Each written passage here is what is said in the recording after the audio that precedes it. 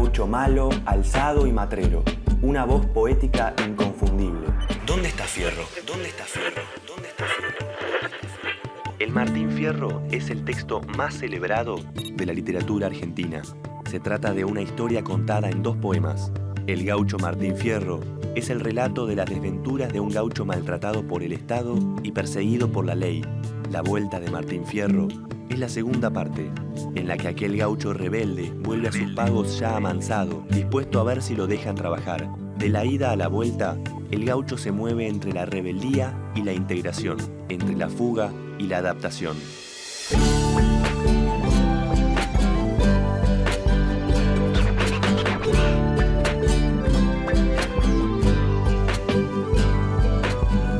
Capítulo de hoy. Poema épico nacional. El Martín Fierro es un clásico de la literatura argentina. ¿Pero qué significa eso? Los libros clásicos parecen no necesitar presentación. Sabemos cuáles son porque los conocemos antes de leerlos, pero también porque nunca pasan de moda y siempre tienen algo nuevo para aportar. Bueno, si pensáramos en el libro nacional, creo que es posible mantener la idea que el Martín Fierro lo es, por el hecho de que es una gran ficción que resume, comprime casi en una especie de pastilla mágica varias décadas del siglo XIX, y un drama universal, que es un drama de búsqueda de un sentido a la vida, ¿no? En 1850, el crítico francés Jacques-Augustin Sainte-Beuve consideró clásicos a Shakespeare, Dante y Milton, y también a autores más antiguos como Homero, Hesíodo, Virgilio y Horacio, entre otros.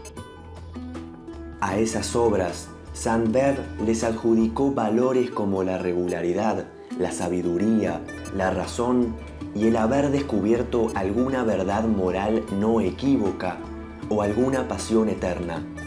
Borges, en cambio, tenía ideas más modernas sobre los clásicos.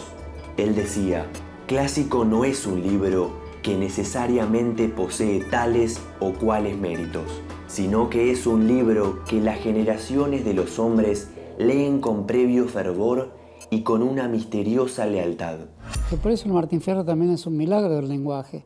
Como bien lo observó Borges, digamos, un lenguaje absolutamente inventado, pero inventado de una manera tan verosímil que hoy no concebimos el ideal mitológico del gaucho sin esas octavillas, sin esas sixtinas, sin esos octosílabos. No lo percibimos sin esa forma de retumbar. El Martín Fierro retumba en la conciencia pública argentina y para esto no precisa ser conocido. Es increíble que haya brotado en esa Argentina todavía primitiva, semisalvaje, y que se pone con razón en paralelo con el Facundo de Sarmiento, que es una obra de una importancia enorme también y que surge como, son 2 milagros del pensamiento y de la palabra que surgen en la Argentina y de la que podemos estar orgullosos. Y guarden estas palabras que les digo al terminar. En mi obra he de continuar hasta dárselas concluida. Si el ingenio, si la vida no me llegan a faltar. Es un semillero de proverbios y de sentencias.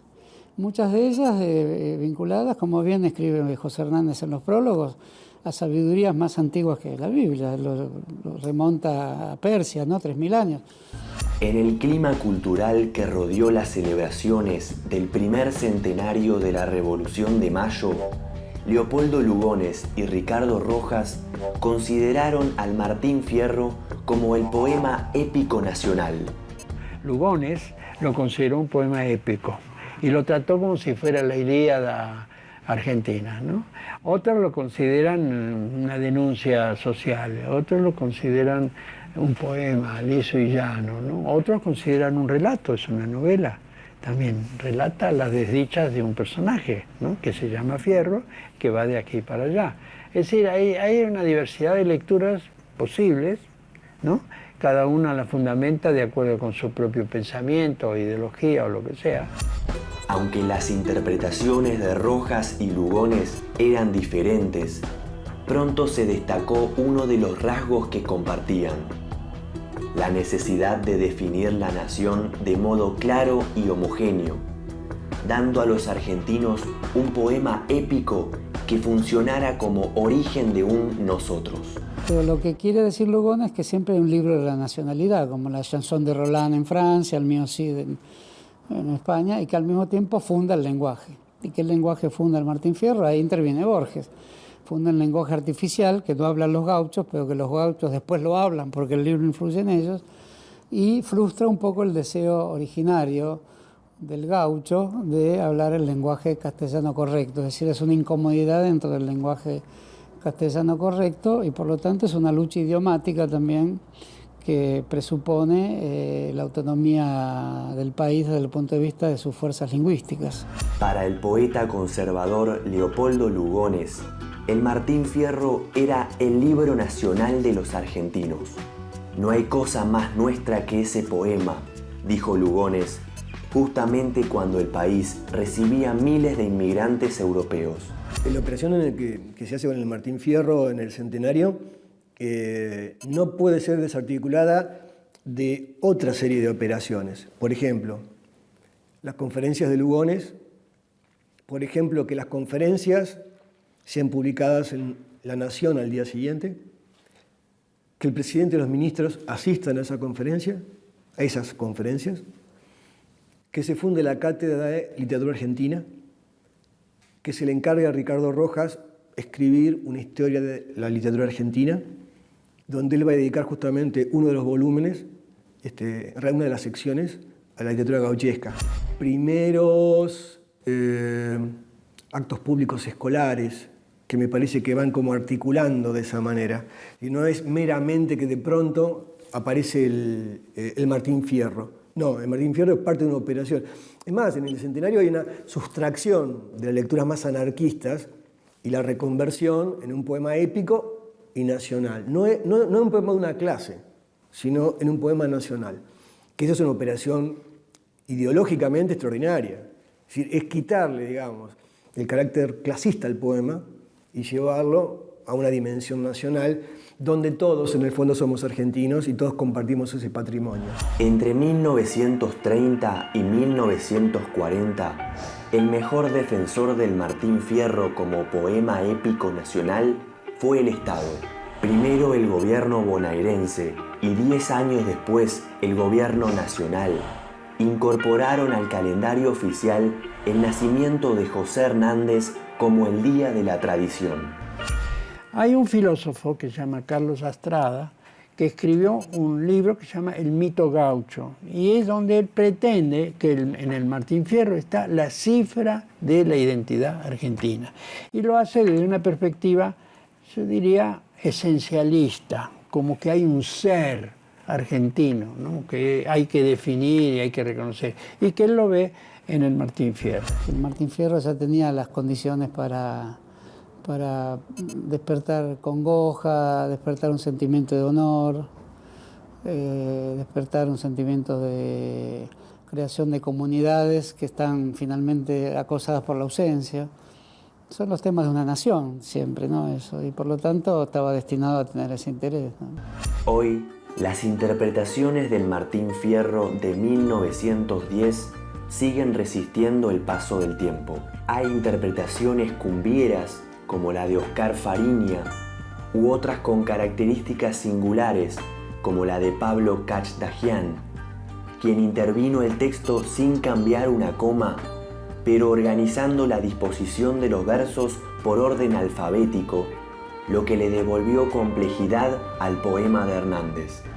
Y de hecho, hay personas que siguen escribiendo sobre el Martín Fierro y que siguen combinando las estrofas de distintas maneras. Un personaje que sigue provocando reflexiones, por ejemplo, las que hizo José Pablo Feynman, Tulio Perindongui, Josefina Ludmer, Beatriz Arlo escribió mucho sobre el tema también. Borges escribió esos dos excepcionales cuentos, El fin y Biografía de Tadeo Isidoro Cruz, que son formas de retomar y de corregir el Martín Fierro, que solo a Borges se le podía ocurrir eso. También apareció Inodoro Pereira, el renegado, ese gaucho de Fontana Rosa que a comienzos de los 70, en formato de cómic, mostró que el heroísmo del gaucho también podía convertirse en chiste. El Martín Fierro, como todos los clásicos, es un libro que no se queda quieto. Es nuestro poema épico nacional. Porque bien leído por un buen profesor y demás, de algún modo toca cuerdas internas del pensamiento de cualquier persona, ¿no? Y en un sentido social más amplio, creo que va a seguir asociado a la idea al intento de querer definir cuál es el arquetipo de la Argentina. Aquí me pongo a cantar al compás de la vihuela que al gaucho, que lo desvela una pena extraordinaria, como el ave solitaria con el cantar se consuela. Es una maravilla eso. Poéticamente es una maravilla, ¿no? Todo lo que suscita la sonoridad de estas palabras. Yo creo todavía, por suerte, en la poesía, y me parece que vale la pena, que lo puedo defender, ¿no?